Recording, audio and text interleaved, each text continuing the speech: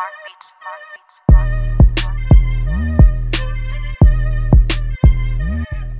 mga katupak, bago tayo magsimula, gusto ko munang pasalamatan, no?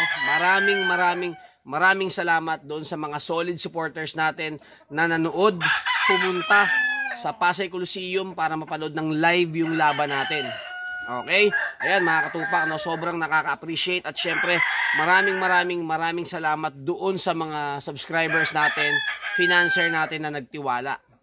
Okay? Eto mga katupak, isipin mo, eto na yata yung pinakamalaking pusta, no, na binitawan ko sa manok ko.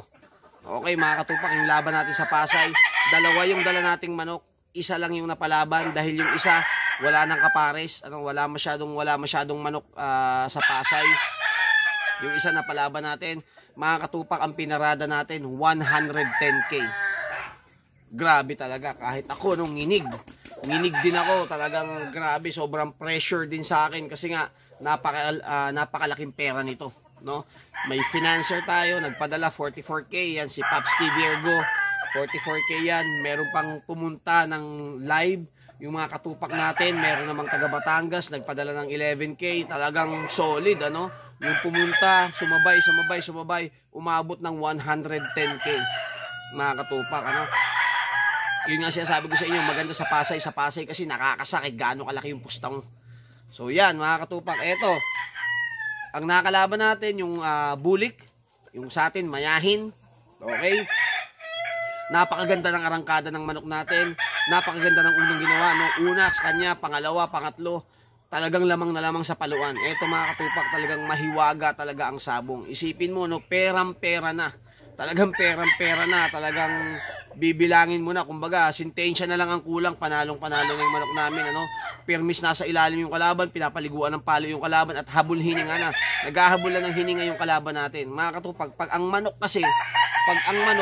papatay na at yan bumitaw ng fatal blow, bumitaw ng isang palo, talagang medyo matigas-tigas yan, no? So, ganun mga katupak, sa kasamaang palad, buruin mo yung huling hininga ng manok, ibinato mga katupak, isipin mo, ang laki-laki ng katawan, tinamaan tayo dito sa may tenga, no? Pagtama sa tenga sa atin, antimano, isa yung ulo ng manok natin. Grabe, ano? Talagang halos tumabla pa, kasi yung pagtuka ng kalaban, alanganin na, hindi na halos tumutuka yung kalaban, humabol pa nung pangalawang tuka, kaya counted, dalawang tuka yung kalaban natin, yung manok natin, bumigay. Ang ganda ng laban, ano? Pag napanood yung laban, ayan, syempre, available yan sa Bilibili app. Okay, sa mga nasa ibang bansa naman, isisend ko po yan sa Messenger para mapanood nyo rin. So, talagang ganun. Pinanood natin sa financer, pinanood natin sa mga pumusta, talagang lahat sila hindi makapaniwala, may paano pa natalo. Talagang halos atin na lahat. Sabi nga nila, pati bayad sa atin na. So, ganun lang talaga. Wala naman tayong magagawa kasi uncontrollable yun. Okay, uncontrollable yun. Talagang dumadating talaga sa atin yun na lamang ka na, nakauna ka na, papatay na kalaban, nakatadyak pa ng isa. Gawin mo, ang laki-laki ng katawan. Pwede naman tawaan sa pityo, pwede naman tawaan sa hita. Kasi yung kalaban talaga, less than 30 seconds, patay na yung kalaban natin. Less than 30 seconds, mamamatay na talaga siya. So, nakapitik ng isa, dito tumama sa may bandang tenga. Yun, isa yung manok natin. So, hindi nagabayan ni Lady Luck, no? Sobrang sayang kasi ang ganda ng performance natin, nagsisigawan na, lamang na, may sumisigaw na King Pak, may gumagano na sa Pasay, ano? Na one hit tayo, pagtama sa tenga, nung nangisa yung manok natin, yung ulo gumanon, sigawan lahat. Siyempre, 110K yung parada natin, eh. Ang kalaban natin, 22. Buruin mo, ang laki ng diferensya. Pero yun, ganun talaga. Sabi nga nila, bawi next time. So, naputol yung 9 straight wins natin. Buruin mo, mga katupak, ano? Siyam na susunod na panalo, napakahaba niyan, sayang nga, eh. Tapos, kung kailan tuloy na si Popski, nung nakaraan kasi, no? Siguro matagal-tagal na rin yun, hindi ko alam kung 2 months ago, nag-finals din yung si Popski. Nung straight tayo ng 6 yata na panalo, pampito, saka siya nag-finance. So, yun na, naputol na, natalo tayo.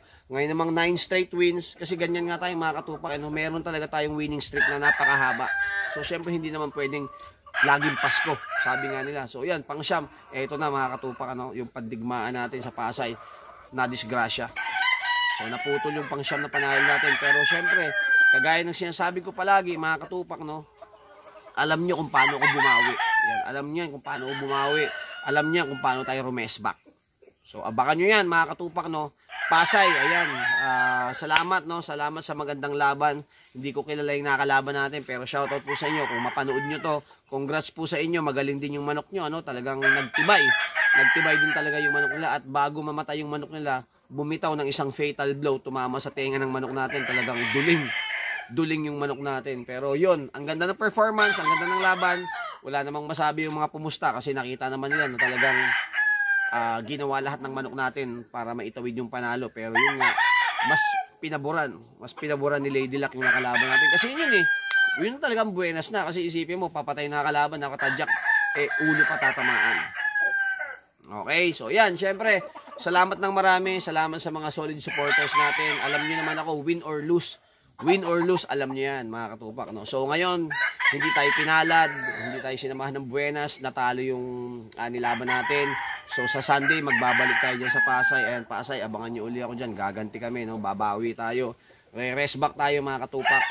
At sana makabawi kagad. Alam nyo naman ako, pag natatalo ako, mga isa o dalawa, matagal na yung tatlo. Talagang nakakaganti tayo, no? Nakakabawi talaga tayo kagad para, syempre, maraming umaasa sa atin, maraming sumusuporta sa atin. Kagaya niya kanina, no? Sayang, masyadong marami yung sumabay sa atin. Bro, 110k yung naging parada natin. First time ko, no? First time ko talaga. Nakakakaba pala siya, nakakakaba na nakakakilig. Tapos yung lamang na yung manok mo. Sabi ko, oh yeah, alright, okay. So ganito yan. Tapos yung pa na one hit delete pa. Sayang. Ganun talaga, wala tayong magawa. Hindi sa atin ipinagkaloob. So pasalamat pa rin tayo at magandang performance ng manok natin. Okay yan, syempre yan. Shoutout nga pala sa Wild Boys Group from California. Ayan, kay King Kurt Alindogan. Shoutout sa iyo, brother. At sa mga solid supporters natin, Luzon, Visayas, Mindanao, yung mga OFW, yung mga nanonood sa Hawaii, yan yung mga nag-aabang sa atin. Ang dami daw dyan, yung mga Wild Boys Group member dito sa Pilipinas, meron sa Laguna, meron sa Batangas. Ayan, shoutout sa inyo, mga katupak, at salamat din at nanonood kayo, no? Salamat din sa suporta nyo at salamat sa tiwala. Okay? Salamat din doon sa pumasyal dito, no, na kumuha sa atin ng Warriors, inuwi ng Cagayan de Oro. Grabe, dumaan pa rito, no, kinabukasan, biyahe na. Kumuha sa atin ng isang white kelso natin at yung winner natin na hatch. So, sana maganda yung result ng breeding nyo at more wins and more blessings to come. Ganun lang talaga, no, medyo nakakalungkot, nakakapagod. Yun talaga, mga katupak, ano, imbis na lechon. So, pag uwi namin ng Mananariko, ni Balat, imbis na lechon, imbis na fiesta, ayun, ang ulam namin ni Balat, 5,552 tuna. Kawawa, awit, no? So, talaga, ganun talaga. Puyat, pagod, talo manok. So, wala tayong magawa. Hindi tayo sinamahan ng buenas para sana ngayon medyo happy tayo at meron tayong mga pang-allowance, ano, lalong si Balat. Gusto ko kasi talaga manalo yung manok kasi malaking tulong kay Balat yon, no? So sama na rin natin kasi nagtatrabaho yan mula dito sa Brass, pupunta ng Makati, no? Tapos minimum yung sahod niya. So syempre kung mananalo nga naman doon, pinakamababa niyang kikitain kung nanalo sana yung isang manok na yun, mga 3K. Kasi may balabalato pa ng financer yan. Ako magbibigay din ako sa kanya personally, may bigay din ng financer, yung mga ganon. Pero wala, hindi pa ipinagkaloob. At siguro baka sa linggo bigyan tayo ng magandang ano, kasi mga 4 siguro, no, mga 4 ang dadalhin ko sa Pasay ngayong darating na linggo. So abangan niyo yan, mga katupak, talagang bibigyan natin sila ng magandang laban at talagang gagawin natin lahat para makabawi tayo. Okay, so yan, mga katupak, linggo yan, ha, linggo yan, kasi marami daw halimaw ng linggo, marami daw super saiyan na sumusugod sa Pasay pag linggo, kaya yan, linggo natin in-schedule. At sana maganda yung maging laban natin, mga katupak. Kung sino man makaharap natin, kung sino man makabangga natin, sana maganda yung maging performance parehas ng mga manok natin. Okay, yon. Salamat pa rin, win or lose, ganun lang, keep your head up. Sabi nga ni Tupac, keep your head up. Life goes on, mega, life goes on lang. Tuloy-tuloy pa rin, mag-prepare pa rin tayo ng manok, mag-condition pa rin, bigyan pa rin natin sila ng vitamins, ibigay pa rin natin yung para sa kanila, para kakagaya yan. Matalo man, magandang performance ang ipapakita. Matalo man, sasaya ka. Matalo man, papalakpak ka pa rin kasi maganda yung ipapakita nyo. Yon, salamat yan. Lagi tatandaan yan, mga katupak. walang pangit sa bungero, lalo ng apal. Natutupak. Thank you. One love.